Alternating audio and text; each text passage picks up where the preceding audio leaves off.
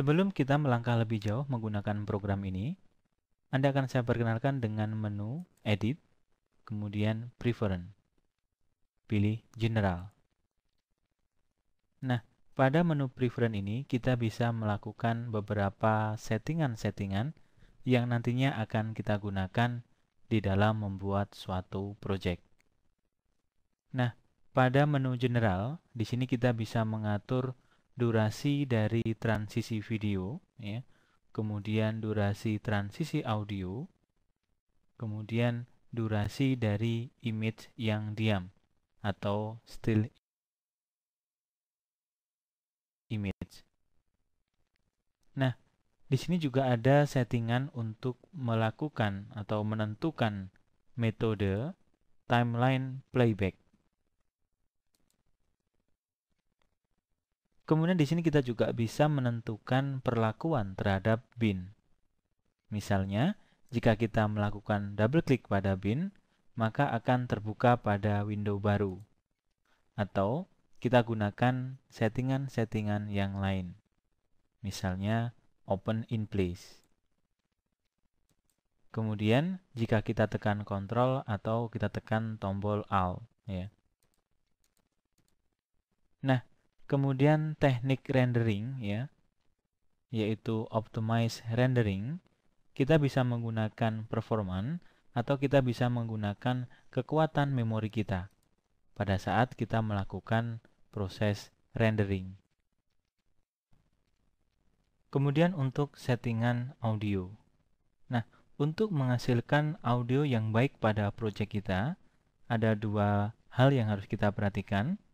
Yang pertama adalah kualitas dari file audio yang kita gunakan. Kemudian, jenis soundcard yang terpasang pada PC kita. Nah, di sini kita bisa menentukan hal-hal yang berkaitan dengan pemanfaatan audio dan soundcard. Kita bisa mengatur source channel-nya. Nah, di sini kita bisa memilih untuk menentukan sesuai dengan kualitas dari file, atau kita juga bisa menentukan nantinya akan menghasilkan audio yang mono atau stereo. Nah, di sini saya menggunakan soundcard bernama Syspec dengan 5 channel.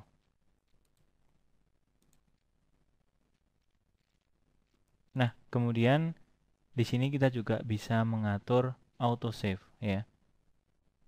Kita atur bahwa otomatis untuk penyimpanan setiap 20 menit. Kemudian pada pilihan capture, di sini kita bisa menentukan informasi-informasi ketika kita melakukan proses capture. Untuk menu device control, ya, akan lebih detail ketika kita nanti membahas tentang capturing. Nah, di sini kita bisa menggunakan DV or HDV device control atau yang lainnya. Nah, apa itu DV dan apa itu HDV akan dijelaskan pada bab tersendiri. Kemudian, di sini kita bisa memberikan warna pada label yang nantinya akan kita gunakan. Untuk menu media ini ada kaitannya dengan menu Strategies. Pada menu Strategies ini terdapat banyak sekali pilihan. Nah, Anda bisa mengatur pilihan capture video untuk menentukan lokasi penyimpanan hasil capture video. Nah, di sini tertulis same as project. Artinya nanti hasil capture akan disimpan pada direktori yang sama dengan tempat penyimpanan project kita. Sedangkan capture audio merupakan pengaturan lokasi penyimpanan hasil capture audio. Begitu pula dengan pilihan video preview dan audio preview. Nah, keduanya merupakan pengaturan lokasi penyimpanan hasil preview video dan audio. Untuk media cache dihasilkan oleh feature media cache itu sendiri. Nah, termasuk di dalamnya adalah conformed audio file dan file index dari video. Yang dimaksud dengan conformat audio file merupakan pengaturan lokasi penyimpanan file audio hasil penyesuaian dari setting project. Misalnya, audio yang diimpor memiliki sample rate 32.000 Hz. Sedangkan setting audio project Adobe Premiere yang kita tentukan di awal adalah sebesar 48.000 Hz.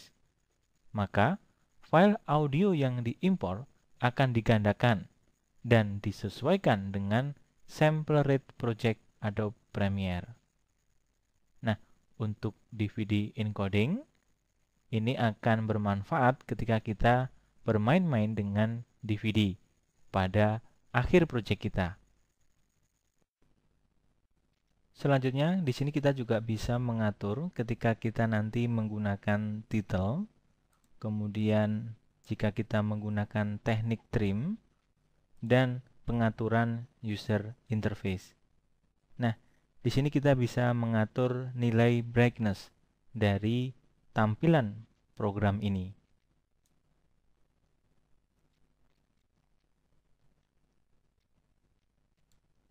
Nah, jika sudah, tekan OK.